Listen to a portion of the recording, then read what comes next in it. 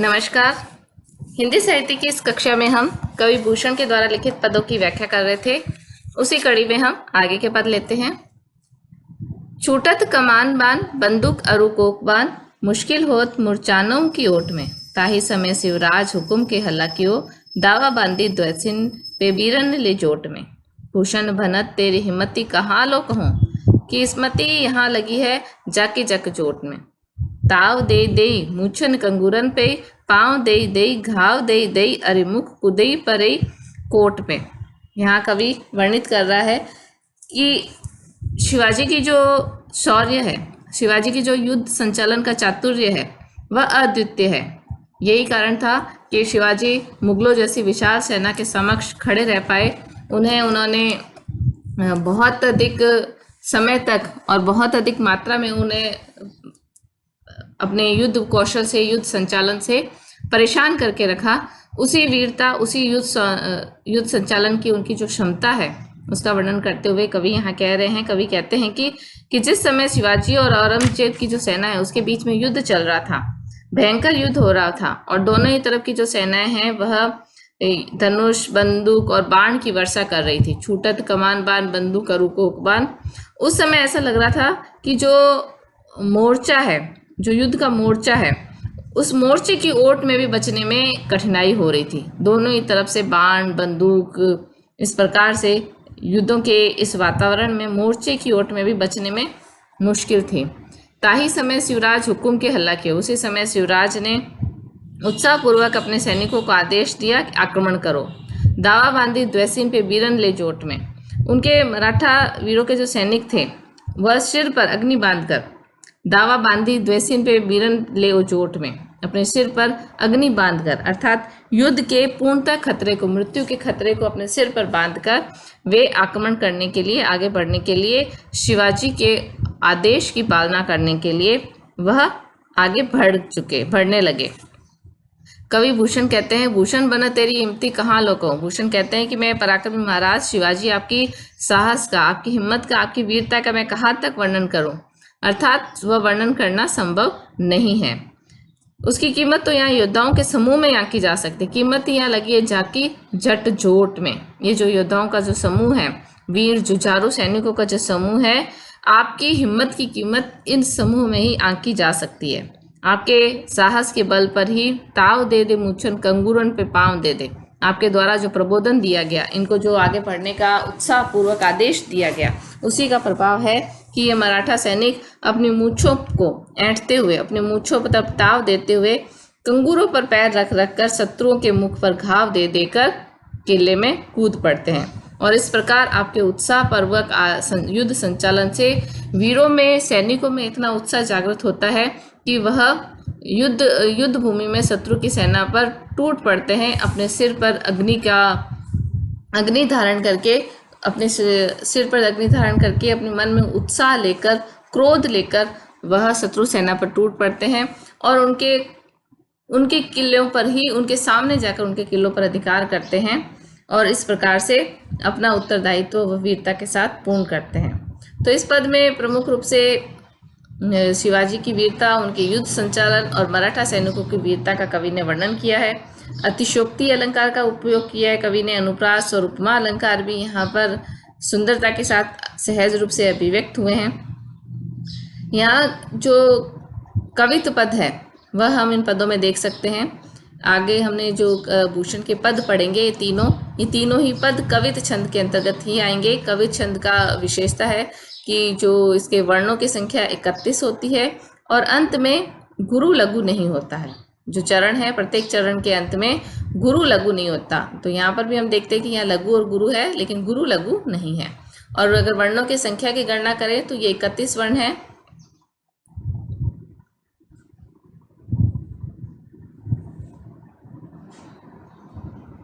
और 31 वर्णों से ये जो छंद है, इसका निर्माण, कवित छंद का निर्माण होता है, जिसका सटीक प्रयोग कवि ने किया है।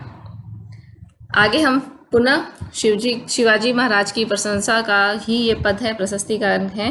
गरुड़ को दावा सदा नाग के समूह पर, दावा नाग चूह पर सिंह सिर ताज को, दावा पुरहुत को पहारन के कुल पर, दावा सबे पच्छिन के गोल पर बाज को, भूषण अखंड नव खंड महीमंडल में, तम पर दावा रवि किरण समाज को, पूरब पछा देश दक्षिण ते उत्तर लो, जहां पातशाही तहां दावा शिवराज को।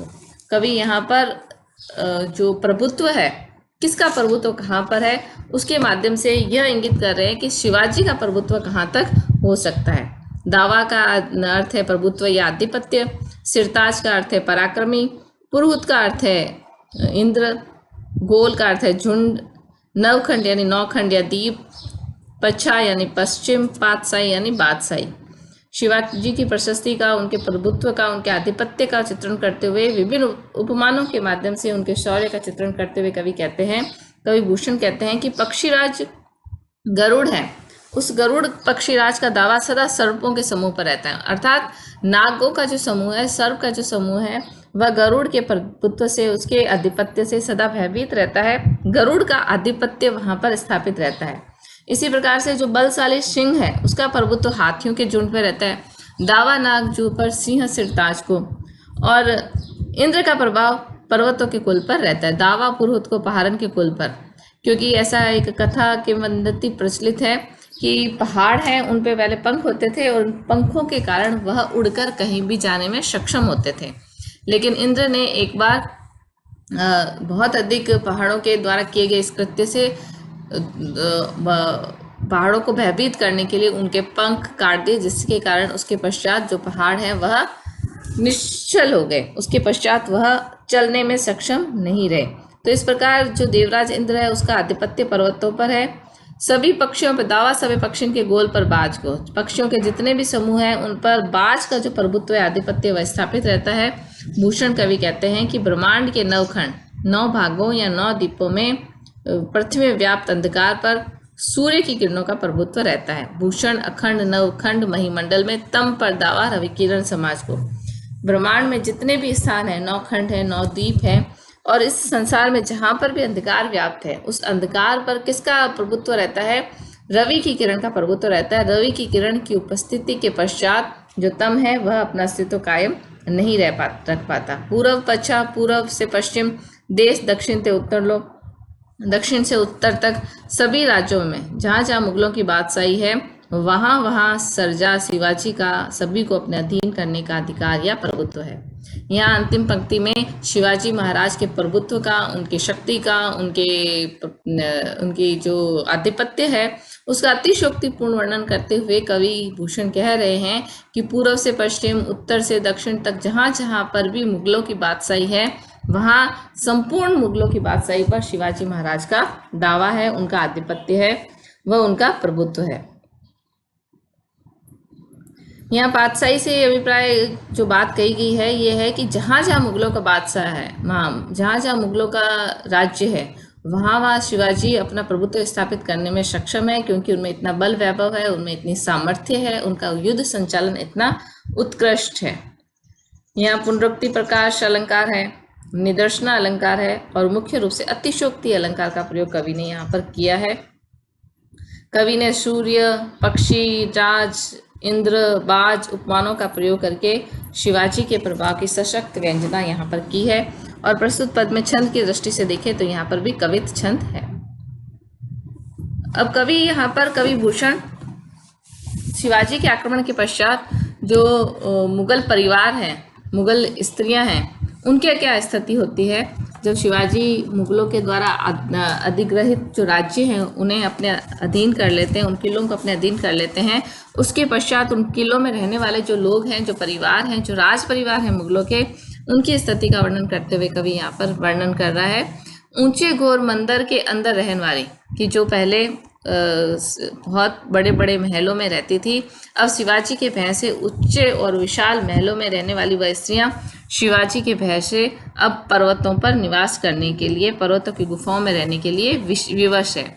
ऊंचे घोर मंदिर के अंदर रहने वाली, ऊंचे घोर मंदिर के अंदर रहती है।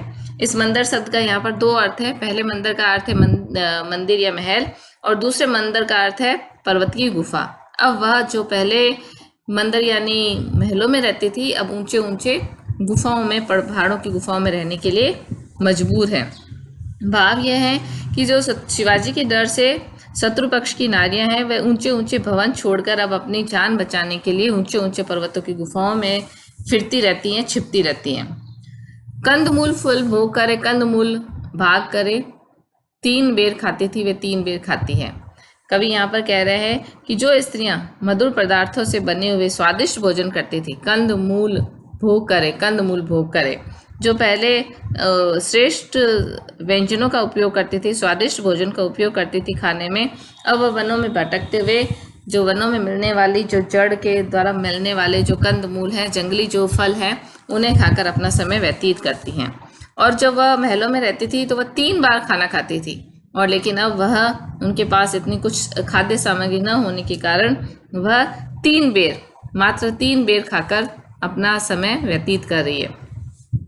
कवि आगे कह रहे हैं कि जिनके शरीर के अंग भूषण शिथिलंग, भूषण शिथिलंग, विजन डुलाती वे, विजन डुलाती ते वे, विजन डुलाती है।